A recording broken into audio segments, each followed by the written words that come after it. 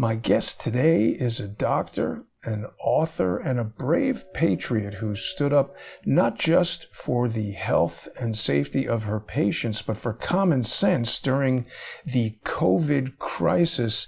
Dr. Mary Talley Bowden. Dr. Bowden, welcome to the show. Thanks so much for having me. It's great to see you.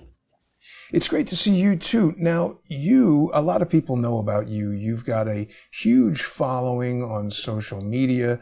People can follow you on X by going to at Mary Bowden MD. You've written a book called Dangerous Misinformation. You are one of the people who got censored and banned and all kinds of crazy stuff. You started Americans for Health Freedom. Before we get too deep into the conversation, can you give us just a bit of background for the people who perhaps haven't seen you before? Yeah, I practice in Houston, Texas. I'm a solo ear, nose, and throat doctor. I sort of stumbled into the pandemic. I just started treating patients when they showed up and became controversial because I spoke out initially against the mandates and I started treating patients with ivermectin. And I stepped on the toes of the first hospital in the country to mandate the COVID shots. So that was Houston Methodist Hospital. They announced on April 1st, 2021, they were going to make all of their employees and all of the doctors that had privileges at their hospital take the shot. And I just started speaking out against the mandates, and they went after me very viciously, very publicly. They tried to destroy my reputation. And in response to that, I sued them for defamation, which is how the two of us connected, because I used the attorney that I guess is going after you, Stephen Biss. Unfortunately, he had a stroke in the midst of my battle against Methodist, and I ended up losing that case. But I'm still at it with Methodist because despite the fact that we entered into a settlement agreement, they cashed a very large check I wrote them. They are asking for more money. So we have a hearing in the beginning of February to go over that. Wow, I didn't realize that detail. So there are a lot of details to your legal battle. You had another case here against the Department of Health where you really were sort of vindicated, weren't you? Yes, that was a big, big win because we sued the government and won, which is very hard to do. We sued the FDA over the misinformation that they put out on social media regarding ivermectin. So they put out the infamous horse tweet, which is that attractive healthcare worker nuzzling the horse. And you don't really need the caption, but it says, seriously, y'all, you're not a horse, you're not a cow, stop it. And that tweet went viral and it had a huge impact on my ability to get ivermectin to my patients, on everybody's ability. It followed with a big smear campaign against Joe Rogan. Unfortunately, the misbranding of ivermectin as horse dewormer still stands.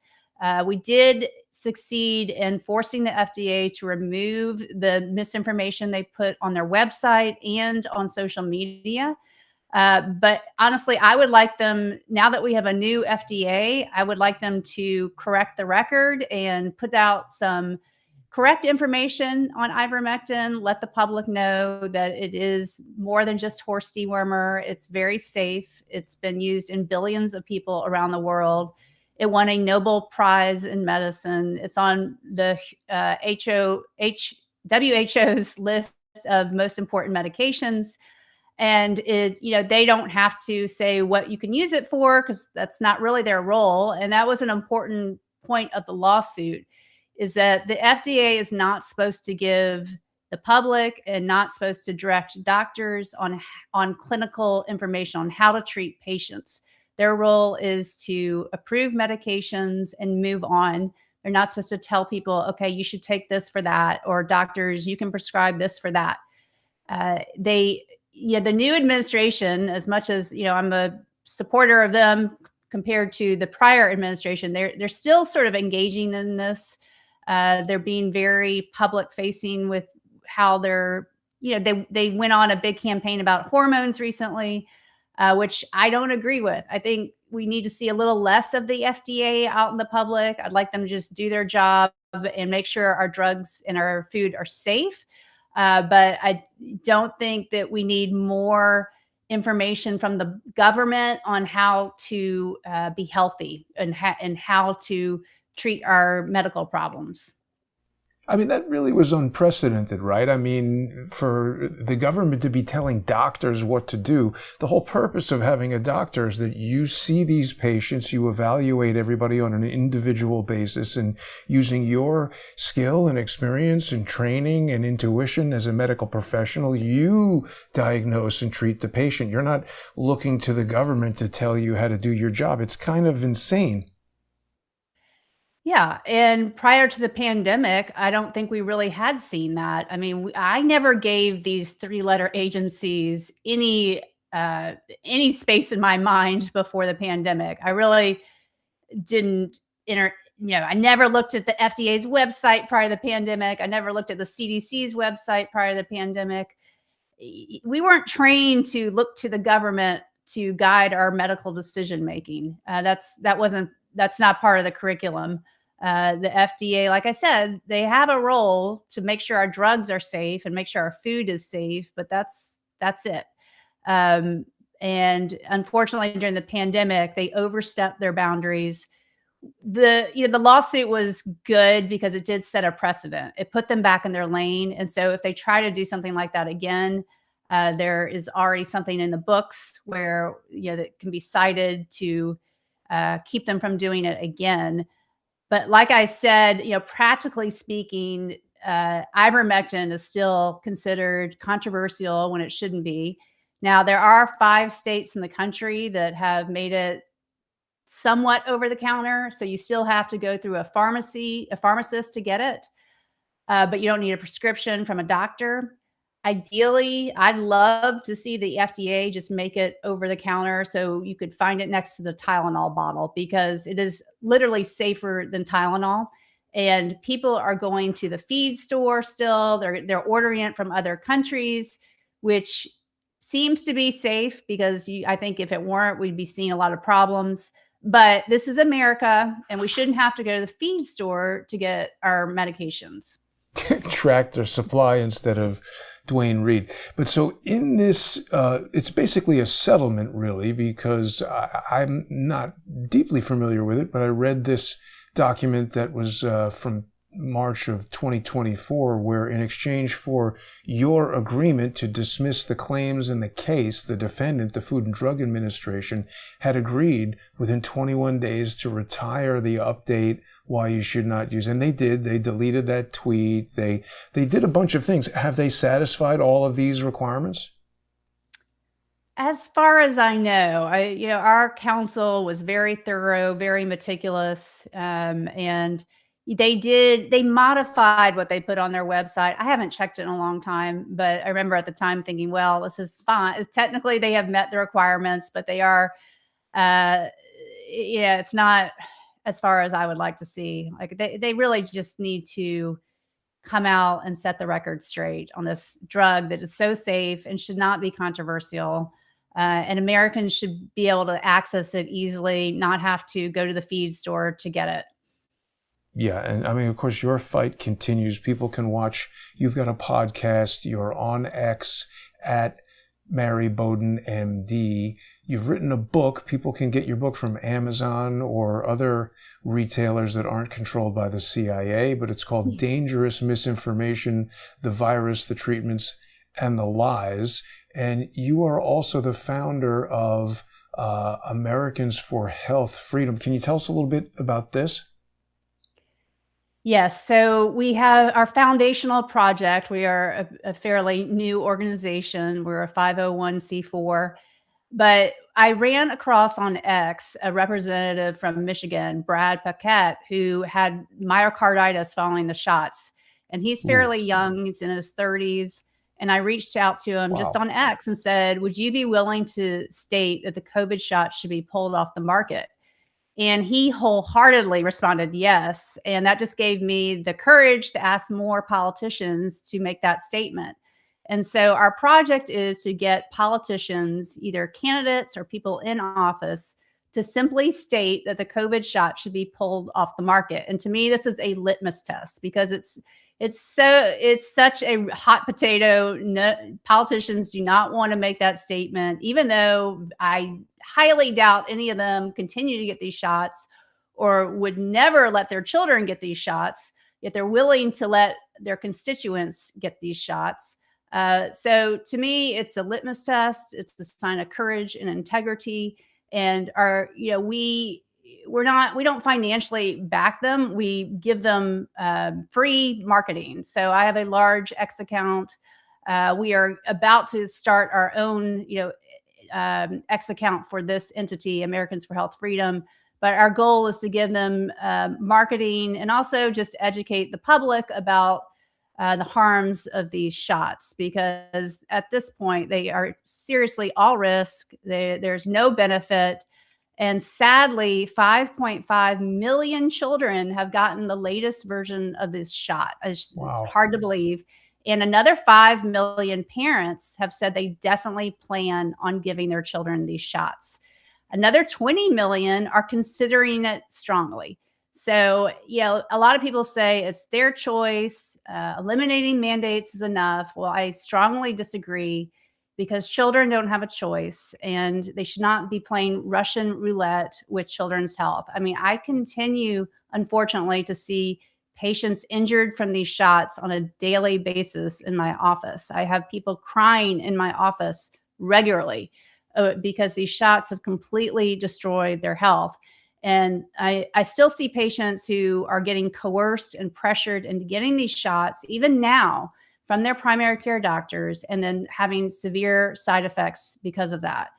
So it's still going on. It's still a problem. The government really needs to pull these shots off the market. Wow. Yeah, that is amazing. So let's get a little bit into the whole thing that sort of connected you and I, this issue with Stephen Biss. So you had sued Houston Methodist Hospital, but Stephen Biss, he practices in Virginia. What, if you don't mind me asking, brought Stephen Biss to your attention? He was referred to me by Robert Malone. So I was very new at all this, and Robert Malone was using him for his defamation lawsuits. I later found out that Stella Emanuel also used him for her defamation lawsuits. Unfortunately, none of us were successful. We all lost our lawsuits. Yeah, and you know what? I actually have spoken with Dr. Malone about this. He and I got off on the wrong foot, but we've corrected that because, see, Stephen Biss, everybody who watches Crowdsource the Truth knows, has been after me or had been after me since 2017. And Dr. Malone was initially, when I first contacted him, he was getting sued by another malicious individual named George Webb. And when I contacted Dr. Malone to try to warn him about that, his response to me caused me to believe that Dr. Malone was involved with Stephen Biss. I now have come to understand that Dr. Malone was a victim of Stephen Biss, and I'm confident that he recommended Biss to you in good faith. But see, these lawfare attorneys are very underhanded, and Biss is not the only one that I've encountered. By the way, I should say, everything I'm saying here, this is my opinion. Dr. Bowden, of course, does not endorse anything that I say, and some of the things that I'm saying haven't even been proven in court. These are my pure opinions about these people, like Stephen Biss and other attorneys who I allege are lawfare operatives. But one of the key things, the modus operandi that I have observed, is that one method is to become your lawyer and to gain your trust and then sabotage the case from the inside. Can you speak to that at all? Did you observe anything in dealing with Stephen Biss that makes you think that he might have done something like that? Well, he was very cantankerous. I've never been yelled at by an attorney, but he would get very mad very angry, short tempered. It was weird. And then, I lost on a technicality. I didn't sign my affidavit, and apparently they reached Whoa. out to him to try to correct the Whoa. problem. And so I ended up having to pay Methodist $166,000 Wow. because I didn't sign my affidavit. Um, and yeah, he had a stroke in the midst of all this, and my new attorney felt like it just was throwing more money away by taking it any further. But Wow. I don't Well, know.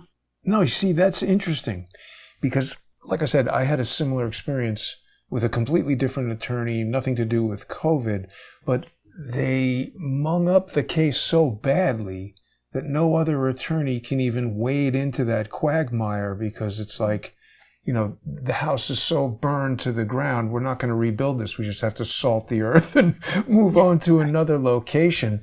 So, wow. So wait a minute. So you didn't sign an affidavit. That's amazing that a judge wouldn't say, well, okay, now wait a minute. Let's just back up and allow this. I mean, it's not like you're some homeless person on the street. You're a medical doctor and they won't even allow you any leeway on something technical like that. But so they attempted to contact Biss. And this was before he had the stroke, and he couldn't correct a minor problem like that. That does seem like deliberate interference to me. Or just blatant malpractice. I can't, I looked into possibly suing him for malpractice, but he's holed away in a nursing home now, apparently. And he doesn't have any partners. I did manage to reach his receiver, but that was sort of a dead end. So, and he was getting ready to help me sue somebody else. I actually had just sent him $10,000 to help me sue somebody else. So that's gone as well. What was the nature of that case, if I may ask? I hate to even give her any attention, but there's this nasty pharmacist, our exorcist, who, I mean, her modus operandi is to just destroy people. I mean, that's all she does online is go after people. And I became her target.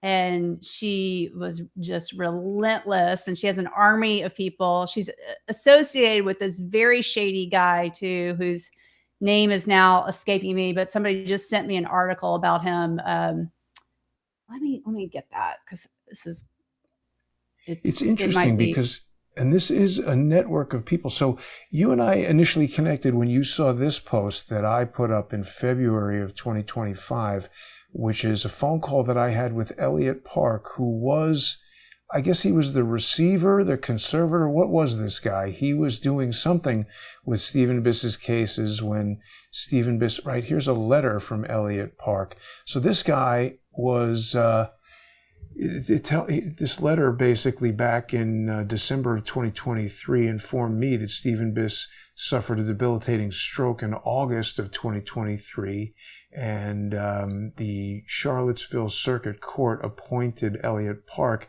as the receiver.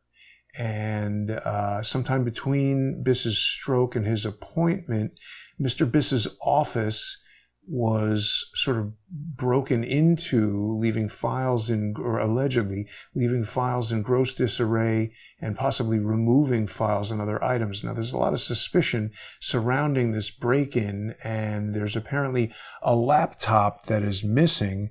Do you know if any of your files, I mean, obviously you were his client. It makes sense that your information is at risk here. Has anybody, the police or anybody, contacted you about this? Anything?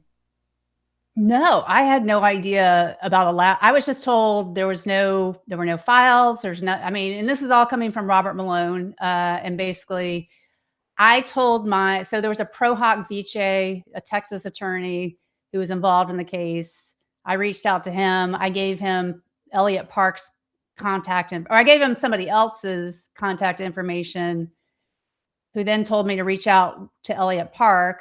And then I haven't heard anything back since then. So I didn't know about a laptop at all. And Elliott Park just bizarrely went missing. A viewer of Crowdsource the Truth contacted me and said that their child was a law school student at, I think, William and Mary Law School might have been where he was teaching. And he just one day kind of disappeared. Nobody knows where he went. The law school wouldn't tell me anything about him. And I mean, you and I are basically just two people kind of looking through a keyhole trying to put together details in this mysterious case. I had discovered a huge number of really dilapidated looking Virginia properties that were associated with Stephen Biss that I have a lot of questions about. Could have been related to some of this mortgage fraud type stuff that I have found. I'm not saying I have evidence of that. I'm saying it could have been related because there were so many properties that were so suspiciously crappy. It didn't seem like, if you own 5 condos in New Jersey or something, that seems like an investment, but you have these dilapidated office buildings in the most rural, ridiculous areas of Virginia. What is that? I don't understand. But we have seen other people, not Stephen Biss, engage in mortgage scams where they just get any old property at all, take out a mortgage, somebody else is paying that mortgage, and the individual just keeps the money and does whatever. It seems to be a way that I have observed for unscrupulous individuals to be essentially paid or bribed or whatever. And again, this is another kind of tactic of Lawfare where, the attorney who represented me, I believe, was being paid by other people to sink my case. And I say that because this attorney's only other client was Felix Sater, who is the Russian-American real estate developer who was trying to get Donald Trump to create Trump Tower Moscow and was very involved in the whole Michael Cohen, Stormy Daniels, all of that. So there's things that happen in these Lawfare cases. I believe, Dr. Bowden, that you were targeted. These are very powerful pharmaceutical companies and hospitals that don't want you or anyone with a message like the message that you have and the high degree of credibility that you have. They don't want people like you to get onto social media and to develop an audience of 600,000. I mean, just a few years ago, to have this type of audience, you would have needed to go to, NBC or Discovery Channel or something and get your own show. There were a real limited number of people who could have had this kind of reach, and there was kind of a built-in mechanism for controlling. If you were on, let's say, Discovery Channel or NBC, and suddenly you started saying, hey, don't take the COVID shot, use ivermectin, they'd say, well, Dr. Bowden, you're fired. And that's the end of that. So they want to control the ability for people like you or other people who have ideas that are sort of off script. They want to stop you from being able to put these ideas out there. And I think that Lawfare is one of the key ways that they do it. It definitely felt, a little bit like sabotage. I mean, it was such a minor error that could have been corrected and wasn't. And very frustrating, but I do have a little hope against Methodists because we are asking for sanctions against Methodists and their lawyers for the way they've handled our settlement agreement because they've pulled a bait and switch.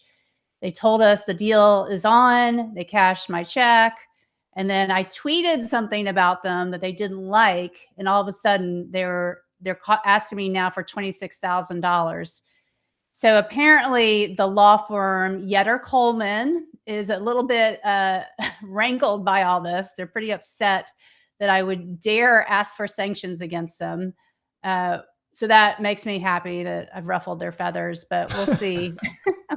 I hope that goes well for you. I mean, it definitely seems like it's hard to get justice in court, whether it's Texas or New York or Washington, D.C. It's very troubling. And I mean, you see Donald Trump, he's a billionaire. He's the president of the United States. You're a doctor, well established in the community, obviously have the financial resources to pay attorneys. It's daunting to the average person who thinks that the courts are there to, no one is above the law and the equal scales of justice and all that kind of thing. Had you ever, I know doctors are frequently the targets, even honest doctors are frequently the targets of malicious lawsuits from dealing with the public and all that kind of stuff. Had you ever been in court before any of this?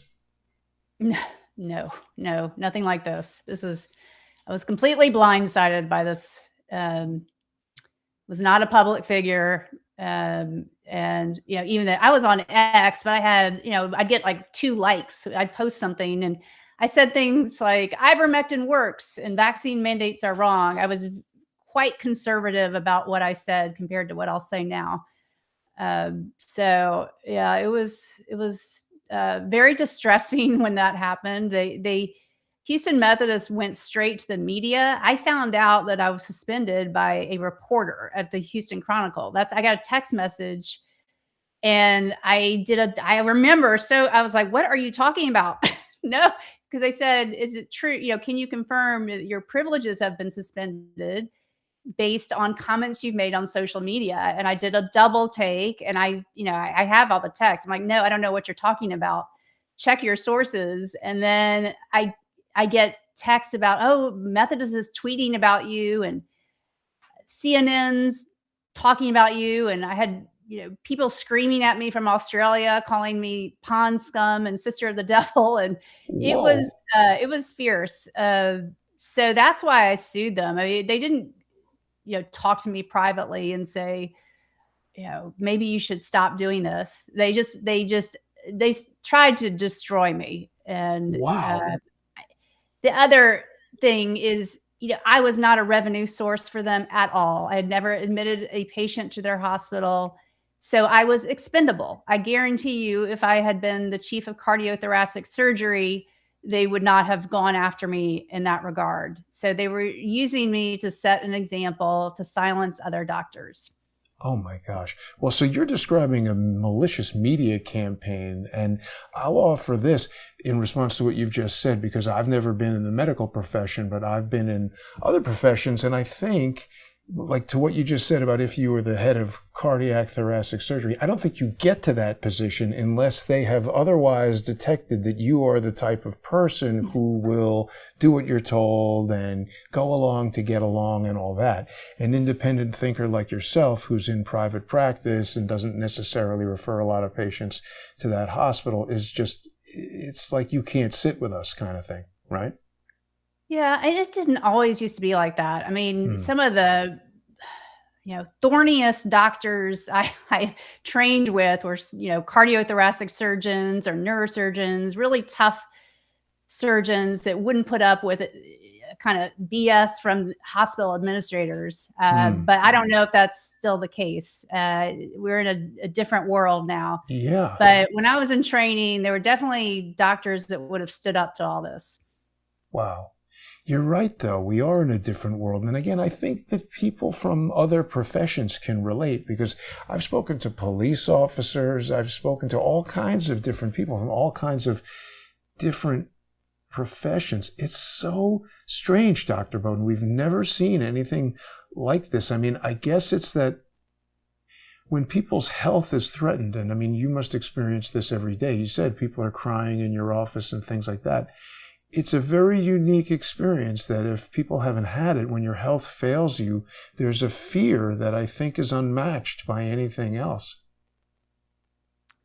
Well, I agree. I mean, fear motivates people probably more than any other emotion, I would think. And unfortunately, yeah, but the government stoked that fear instead of letting doctors handle it, and they basically invaded the patient physician relationship and stoked fears that were completely unnecessary. I mean, I had some very sick patients during COVID, but everybody that I treated early survived, and I learned a lot. But that wasn't I didn't learn anything from the government. It was all from, treating thousands of patients. And when you treat I don't think I'll ever have an experience like this in my career, where, I mean, all I did was treat COVID patients for several years.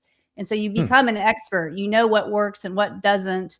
But unfortunately, the government was telling everybody what to do from the safety of their bedrooms over Zoom calls. They had no firsthand experience. Right. It's very frustrating.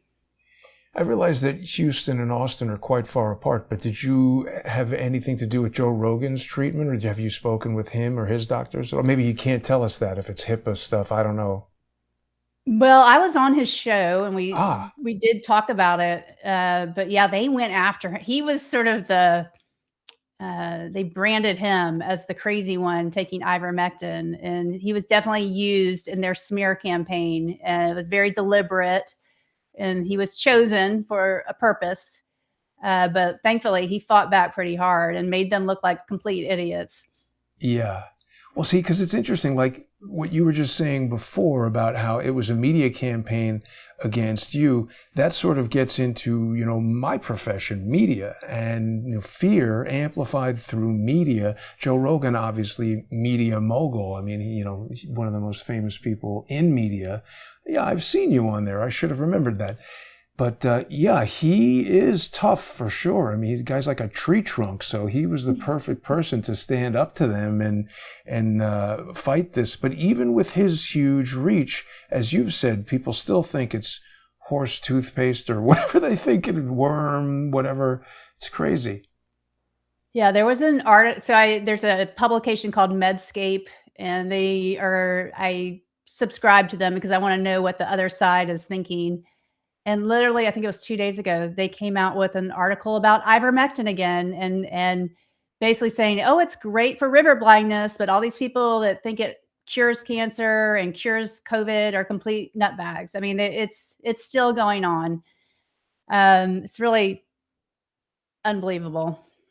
Yeah, it is particularly unbelievable in light of the fact that you don't need to be a doctor to recognize that there are so many instances of years after a drug is discovered, they figure out, oh, well, Rogaine helps you grow your hair back or something. There's all these off-label treatments for things that do things that maybe they never intended to have it do. Just to get back to the Lawfare aspect for a moment, there was some more to this Stephen Biss story that I think you and I were just discussing briefly before we began, which is, again, it goes back to media. Stephen Biss seemed very focused on suing people in the media. He represented Devin Nunes and Dan Bongino, notably, who now is a big investor in Rumble. Of course, he was the FBI general counsel. We'll talk about him for a second. But Ryan Lizza, I haven't spoken to Ryan. I'm not making any kind of comments about his political stance, but he's been writing a lot about Stephen Biss. Ryan was sued. I forget which publication he was with, but he was sued by Stephen Biss and has now been investigating him quite extensively. What can you say, if anything, about Stephen Biss and Devin Nunes and all of that stuff? Yeah, I didn't realize that Biss was connected to Bongino and Kash Patel, Yeah. right? Yes. And um, And Trump. I'm more familiar with them than Devin Nunes, but uh, yeah, it's kind of alarming. Like, what's going? I mean, it just makes you think there's more to the story than I what agree. we're aware of. I The agree. last I heard is that Biss is in a nursing home, but I haven't checked in on him in quite a while, so I am tempted to reach back out. I called the nursing home and asked to speak to him, and they said he was sleeping, but I could call back. And I just gave the information to my lawyer and never followed up. But now I am quite curious. Yeah. Now, one thing I want to ask your opinion, and you'll have a lot of experience with this. I've observed this. When someone is ill and you're their doctor and you prescribe a treatment or whatever it is, and then they have a good outcome, they recover, their strength is restored, their confidence in their health is restored, there's a certain relationship between the doctor and the patient where, you could tell somebody that they need to stand on their head and stick a garden hose up their butt, and that's the treatment. Okay, doc, I'll do it. The person becomes very deferential to a doctor who they trust. And similar to that, in your firsthand experience, I'm asking if you agree with this. When you have a lawyer, when you have a legal case where you're the doctor, you have no expertise in law, no ability to go into court and know what to do, in the same way that a patient doesn't know how to cure their ailment. When you get a good outcome from that lawyer, you feel very much at their mercy, very deferential to that lawyer. I have observed that Donald Trump has a tendency to do this with certain lawyers, for instance, who maybe got him a good outcome in the Stormy Daniels case. Have you seen any of this? Do you agree with any of that? I definitely agree with it on the medical front. One thing I keep talking about is, how did Greg Abbott allow Texas to become the first in the country to mandate the shots? So basically, from what I understand, and this is coming from Methodists, I have this on video, is that Greg Abbott encouraged Methodists. And I'm like, how did this happen in Texas? Because basically it paved the way for the rest of the country. And my theory is it's because he's in a wheelchair and he's very devoted to his doctors, which is totally understandable. I mean, I completely get it. And there's no reason not to doubt them. And he's having, his doctors, his medical team tell him, we've got to get these shots, and he's on board with it. And you are vulnerable when people with severe chronic medical conditions are very loyal to their doctors, Right. And deferential. And I'm sure the same thing goes with attorneys, because I can tell you, being thrust into all this, very naive about how all this works. You don't even know how to tell who's a good lawyer and not a good lawyer until it's too late. That's exactly Unfortunately, right. I learned it too late. I always say that doctors, lawyers, and auto mechanics, you never know when you have a bad one until it's too late.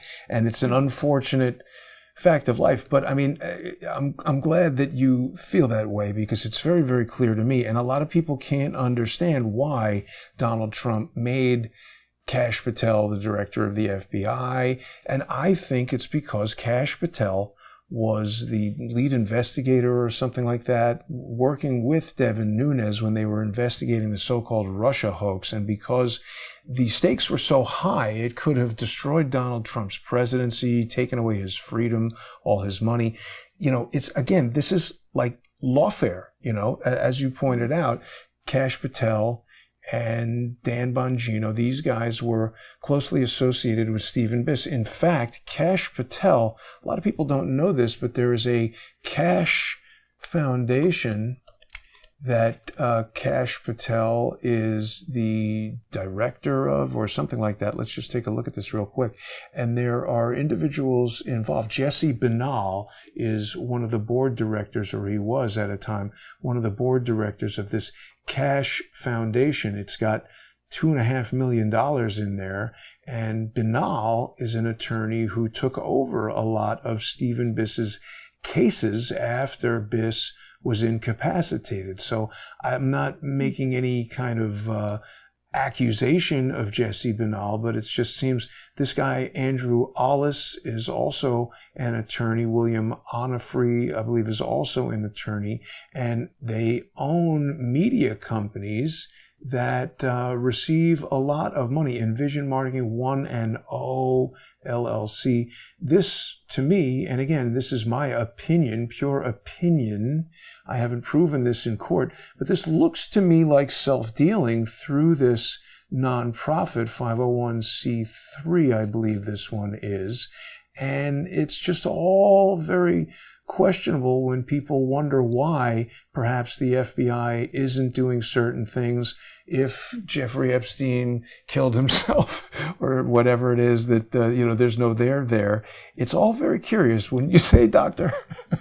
What is the purpose of the Kash Foundation? What are they? Seems to be lining the pockets of Kash Patel and his legal associates there, as far as I can tell. But the stated purpose is to support educational and legal efforts needed to facilitate government transparency with the goal of creating a healthier relationship between the U.S. federal government and American citizens. It sounds vague to me. Interesting. Yeah. So where do you see things going in your legal battle? What's up next for you in this ongoing battle? Well, I'm still tangled up with the Texas Medical Board. So they have been, when I resigned from Methodist, I was turned into the medical board because I resigned while I was supposedly under investigation. And you're not allowed to resign while you're under investigation. But the purpose of that is, if you do something, commit blatant malpractice, you hurt a patient, and then you resign all of a sudden, that's the purpose of that. This had nothing to do with a patient. It just had to do with them trying to destroy my reputation. And so anyway, I got reported to the board for that. And then at the same time, and wrapped up in the same complaint, they went after me for trying to help a patient who was dying in the hospital, who sued the hospital to get ivermectin. And I was part of that lawsuit. And I was the expert witness and the prescribing doctor. And so the court ordered the hospital, Texas Yulee Hospital, to grant me access to the ICU, to grant me emergency temporary privileges. The hospital defied the court order. The attorney for the patient told me we were good to go, that we could send the nurse to the hospital to give the medication because we had the court order.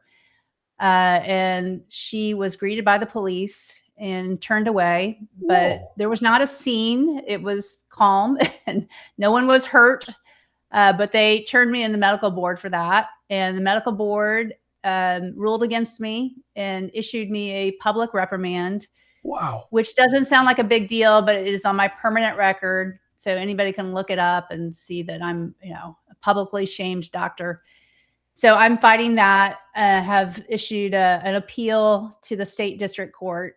I'm also suing the Federation of State Medical Boards. I'm a co-plaintiff with 3 other doctors. The Federation of State Medical Boards is a private entity that somehow has control over all 50 state medical boards. It's not a government organization, but during the pandemic, they issued a proclamation to go after doctors for spreading misinformation. And so many of us were pursued by our medical boards. 2 of the plaintiffs actually lost their medical licenses. Wow. So we are suing them over free speech issues. So what's the name of that thing again? It's called FSMB, Federation of State Medical Boards. And is that a nonprofit? It is a nonprofit. Oh boy. But it has, has bylaws. They can kick medical boards out.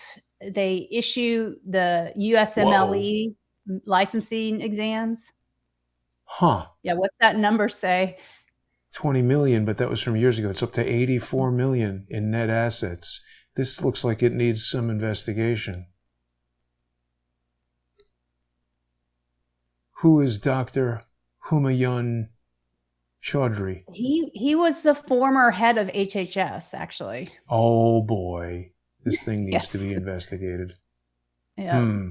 See, this is so sketchy, Dr. Bowden. We have this entire nonprofit industry is just rife with people who are, well, these salaries are not outrageous, but still, this is $84 million. What's the purpose of this thing? To control every medical board? I mean, this is a subversive net. Oh, here's where all the money is. The chief assessment is getting $330,000 plus a $60,000 spiff there. These people are all getting huge 6-figure salaries over here to go and jam up legitimate doctors like you by basically, yeah, there's some investigating to be done here. My opinion, of course.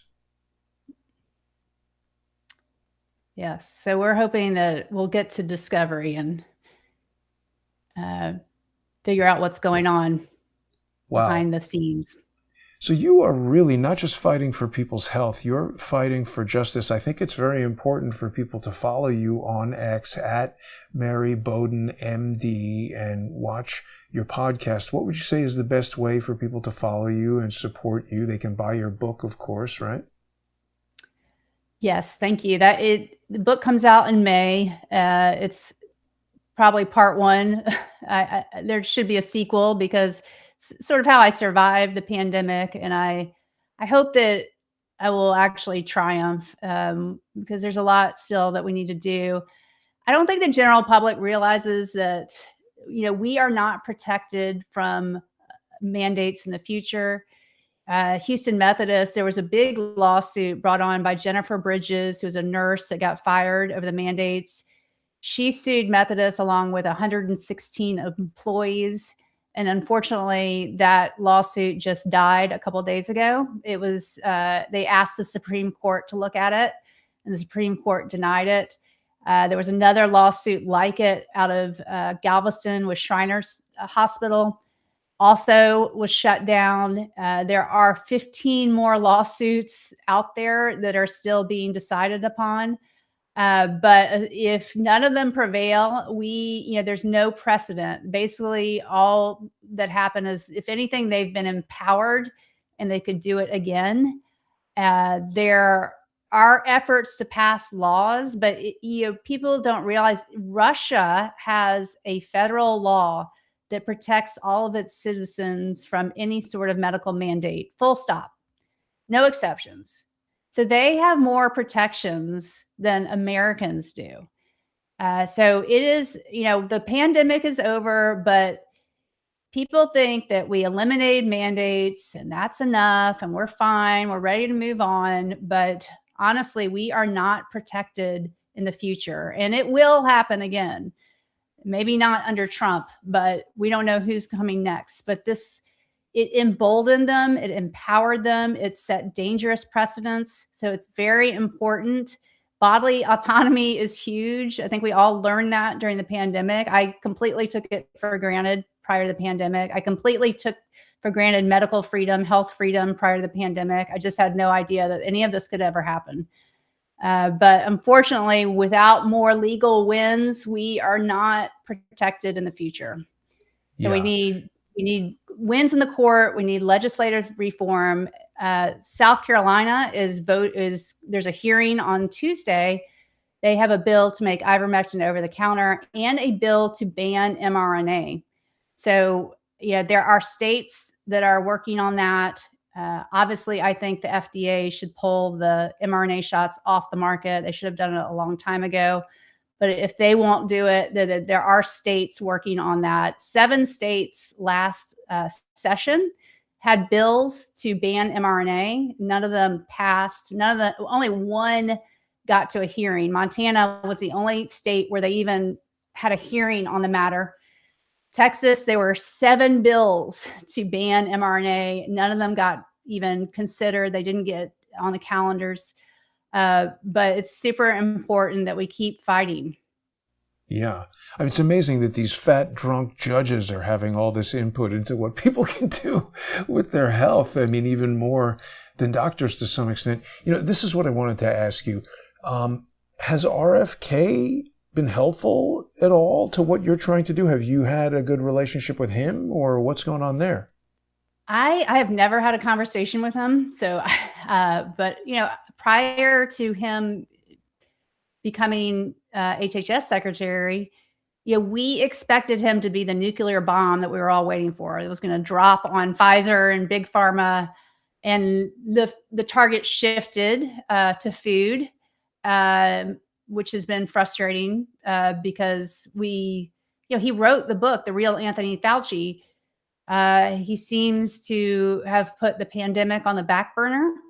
Now, people keep saying, well, there's things going on behind the scenes that we're just not privy to. We need to be patient. But I personally think that we need to just keep applying as much pressure as possible. It makes his job easier. If that is true, and there's things going on behind the scenes that we're not privy to, and he's working very hard to correct all the wrongs of the pandemic, then applying public pressure actually helps them.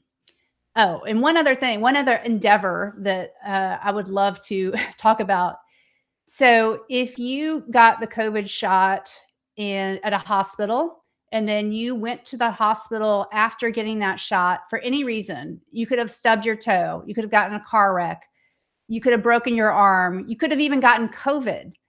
The hospital was legally obligated to report you to VAERS. So it doesn't matter what it was for. They signed an agreement that they would report you to VAERS. Well, we have access to Medicare information showing and VAERS information, and we're able to match that. And we found out at Houston Methodist that at least 1,575 people presented to the emergency room or to the hospital after receiving their COVID shot, and Houston Methodist did not report them to VAERS. We can expose that this is fraud. It is. There's 6 years following the end of the EUA to go after them for fraud.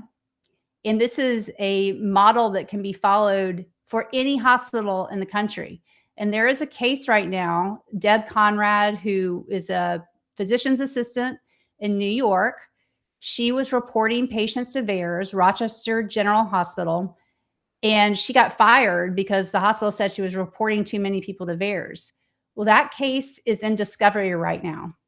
And if it goes well, it sets a precedent and it opens the floodgates for it will be a legal framework that can be used at every hospital in the country, because we know these people were not reported to VAERS. None of the patients that I've seen for injuries in my office were reported to VAERS by all the other providers they had seen. I was the one that reported them.